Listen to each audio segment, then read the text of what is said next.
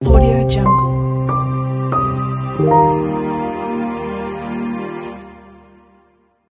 আসসালামু আলাইকুম, কৃষি সফলের পক্ষ থেকে সকলকে আন্তরিক অভিনন্দন এবং শুভেচ্ছা। আমরা আপনাদের দেখাচ্ছি যে বাদাম এবছরের বাদামের যে সারা বাংলাদেশে ব্যাপক চাহিদা রয়েছে।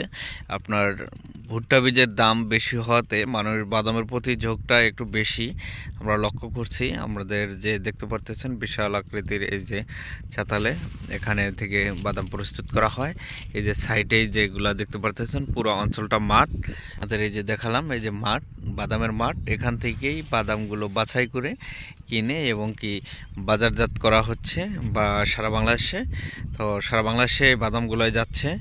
আমরা একটু আপনাদের দেখাবো যে এই যে বাদামটা এবং কি এই যে মামা আছেন। আসসালামু আলাইকুম। ওয়ালাইকুম আসসালাম রাহমাতুল্লাহ। জি, কেমন আছেন? হ্যাঁ, আল্লাহ খুব ভালো রাখছে। ভালো রাখছেন না? তো এই যে বাদামটা এবছর যে জাত প্রক্রিয়া করতেছেন, এটা কি জন্য করতেছেন? এটা শুধু বীজের জন্য। বীজ বাদামে, তাই না? বীজ বাদাম। এখন এখানে বীজ বাদাম করতে হলে সর্বোচ্চ কি মানে প্রক্রিয়া অবলম্বন করতে হয়, এটা একটু যদি বলতেন। হ্যাঁ, বাদাম তো শুকাইতেছি আমরা এখানে। বাদাম এবার বাদামের সংখ্যাটা খুবই কম। কম না? হ্যাঁ, বাদামের সংখ্যাটা কম। বাদাম ওই কারণে বাদামের দামটা বেশি। আমরা শুকাইতেছি এখন বেসনের জন্যই।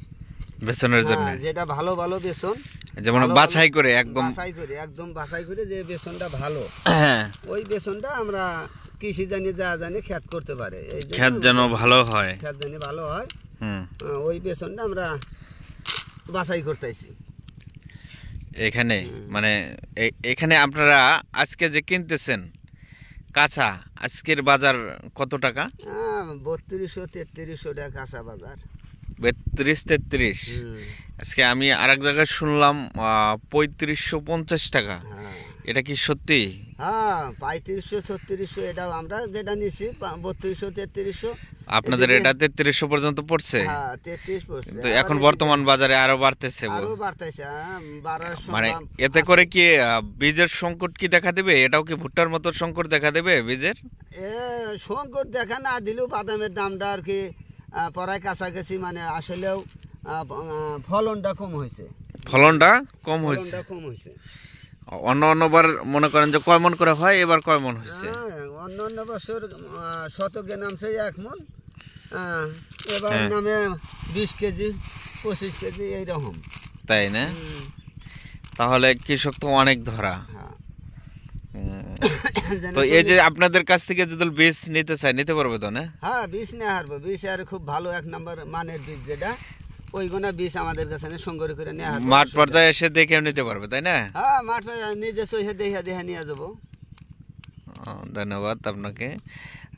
শুনতে পারলেন আপনারা যে মাঠ পর্যায়ে এসে দেখে শুনে এবং বুঝে নিতে পারবেন। আপনাদের আমি যে দেখালাম, তো সর্বোচ্চ ভালো এবং কোয়ালিটির যেগুলো যে চাতাল করা হচ্ছে, খুব মানে উন্নত, মানে এক কথায় বলতে গেলে আপনাকে যে ছাঁটাই বাছাই করে, যেমন এদিকে রবিকুল এদিকে আসে, তো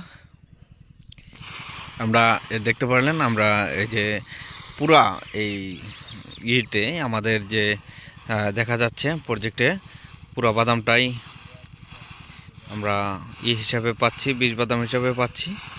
তবে এই যে আমি কৃষক ভাই আছেন, ভাইয়ের সাথে একটু কথা বলবো। হ্যাঁ, এই যে বাদাম যে করতেছো, প্রস্তুত করতেছো, এগুলা এই যে বাদামটা আছে এখান থেকে কি রকম বাদামটা রাখা হবে? যেমন এখান থেকে 1 মুঠ বাদাম নিচ্ছ, হ্যাঁ, এখান থেকে মানে অত না, একদম স্বাভাবিক আকারে এই যে এরকম করে 1 মুঠ তোলো দেখি। 1 মুঠ থেকে মানে কি বাদামটা দিচ্ছ তোমরা? এখানে কি ছাঁটাই করা হয়েছে বাদাম? না, এখানে যেটা আছে এটা ছাঁটাই করা হয় নাই। এটা আমরা প্রাথমিকভাবে জমি থেকে যেটা তুলছে, হ্যাঁ, এটা আনার পরে এখানে আপনার যে রোদ দেওয়া হচ্ছে। হ্যাঁ, এই বাদামটা তখনই ছাঁটাই করা হবে আপনার যে যখন দেখা যাচ্ছে যে এই দানাটা পরিপক্ক হবে আর কি, বীজের জন্য, মানে বীজের জন্য যেটা আর কি প্রয়োজন।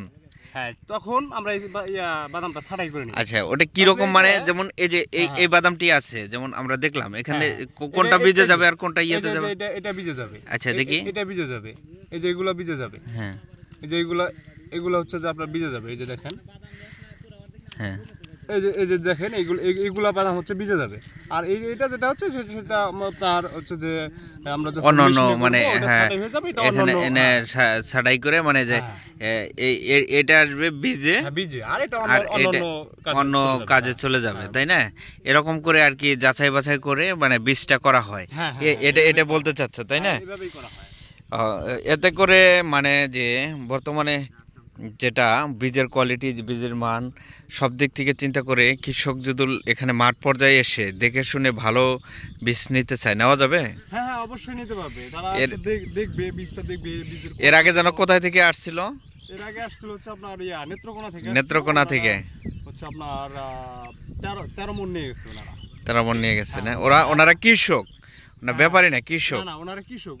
আচ্ছা, ওনারা হচ্ছে নিজেদের জন্যই লাগবে। ওনারা ওই হচ্ছে যে বেশ কয়েকজন কথা বলে ওই একজন লোক আসছিল, ওনারা এখানে আইসা বীজটা দেখছে, দেখে ওনাদের ভালো লাগছিল, পছন্দ হয়েছে, নিয়ে গেছে।